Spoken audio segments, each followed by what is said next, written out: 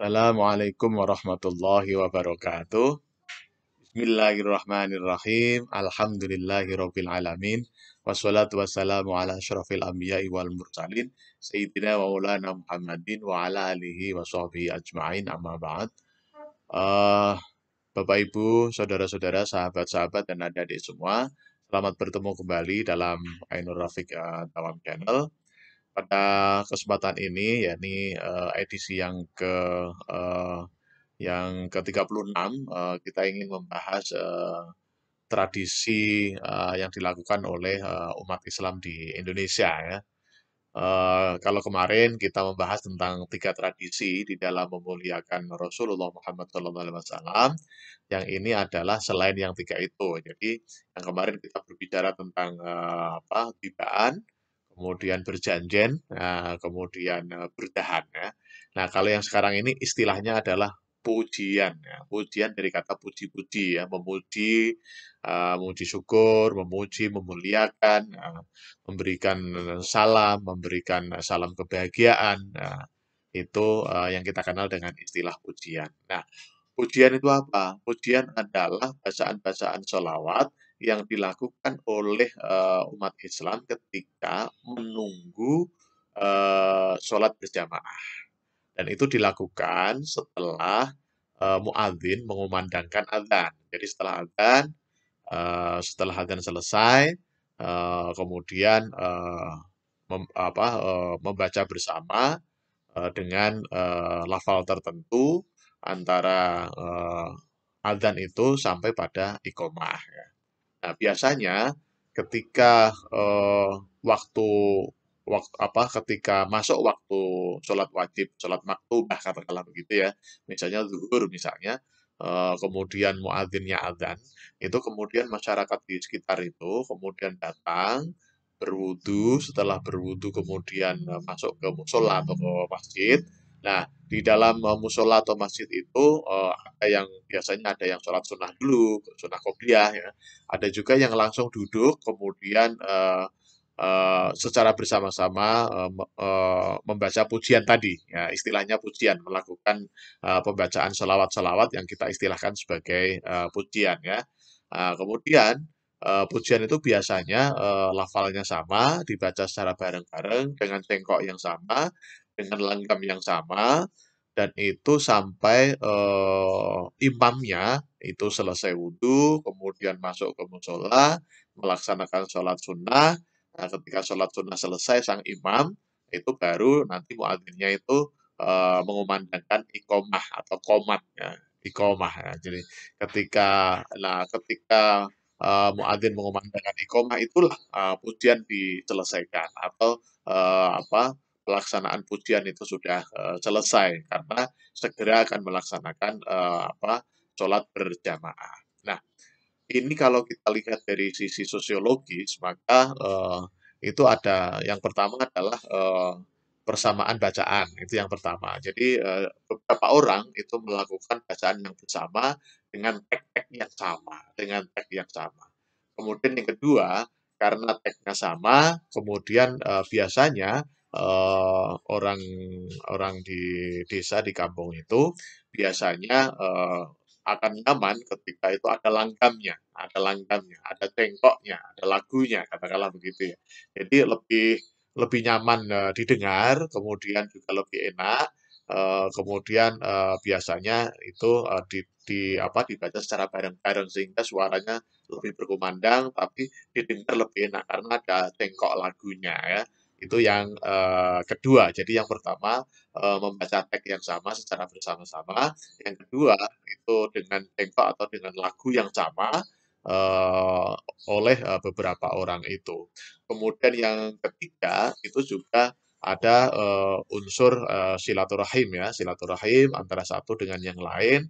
Karena biasanya orang-orang kampung itu atau orang desa itu ketika mau melaksanakan sholat berjamaah, kemudian bacaan-bacaan itu sudah terbiasa dibaca oleh masyarakat sekitar, itu biasanya sudah hafal ya, sudah hafal. Jadi artinya ketika mereka sambil bersalaman, ketika mereka sambil duduk berdampingan dengan yang lain, mereka itu sambil membaca pujian tersebut. Artinya mereka tidak merasa kesulitan dalam hal membaca pujian tersebut ya. Nah, oleh karena itu kalau secara sosiologis berarti mereka itu sambil berkomunikasi, sambil bersilaturahim katakanlah begitu, maka di sini akan kita kenal dengan istilahnya. Yang pertama adalah silaturahim teks, ya, karena lafalnya sama. Kemudian silaturahim cengkok atau silaturahim lagu, katakanlah begitu. Kemudian ada silaturahim secara jasmani atau fisik, katakanlah begitu ya. Nah, dari sini sudah kita kelihatan bahwa dari tiga sisi saja, yaitu dari segi teks, kemudian dari segi suara atau ucapan, katakanlah begitu, kemudian dari segi fisik itu mereka mereka melakukan kerjasama atau kolaborasi atau berkumpul secara berjamaah. Nah, itulah nilai-nilai yang kemudian muncul di dalam istilah pujian itu. Nah, pujian itu dilakukan selama tadi antara adzan sampai iqomah, kemudian itu dilakukan untuk 5 waktu, mulai dari sholat jamaah zuhur, asar, maghrib, isya, dan subuh. Nah, itu. Nah, biasanya memang kadang-kadang antara sholat zuhur dan sholat asar itu bacaannya ada yang sama, ada yang beda. Itu tergantung kepada muadzin atau yang biasa memulai lagunya atau tagnya seperti apa. Itu biasanya di, di apa biasanya ada yang sama, ada yang berbeda. Tapi biasanya kalau kalau sholat maghrib dan sholat isya itu biasanya ada bacaan-bacaan yang khas ya, bacaan-bacaan yang khas ya. Nah, itu kalau di bulan-bulan biasa. Nah, biasanya juga pujian ini juga dilakukan ketika bulan Ramadan. Nah, ketika bulan Ramadan itu biasanya ada yang khas ya di bulan Ramadan. Biasanya adalah pujian untuk waktu sholat isya.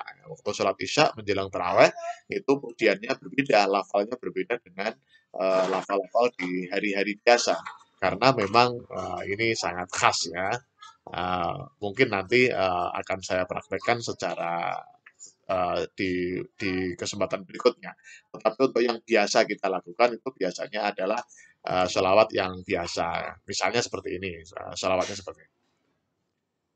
Allahumma sholli ala Muhammad.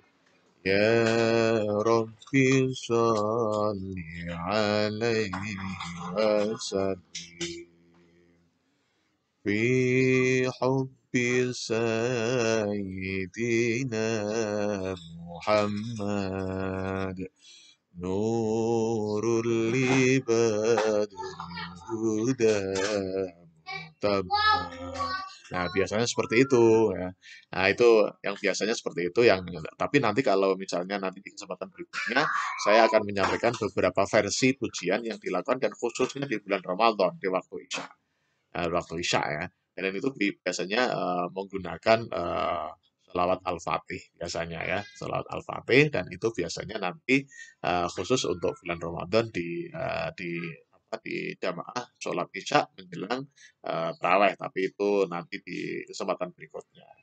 Nah, itu yang sholawat seperti tadi, itu biasanya dilakukan sholat duhur, sholat asar, sholat maghrib. Nah, biasanya sholat isya dan sholat subuh, biasanya itu ada yang berbeda. Tapi memang rata-rata yang sholawat yang seperti tadi itu sangat-sangat terkenal ya.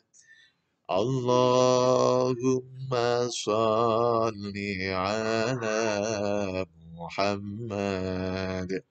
Ya Rabbi salli alaihi wasallim. Fi hubbi sayyidina Muhammad. Nurul libadil huda mutabban. Barangkali demikian. Terima kasih. Mari kita ucapkan tagline kita ya. Sukses di dunia, bahagia di dunia. Sukses di akhirat, bahagia di akhirat. Amin, amin, amin. Terima kasih. Wassalamualaikum warahmatullahi wabarakatuh.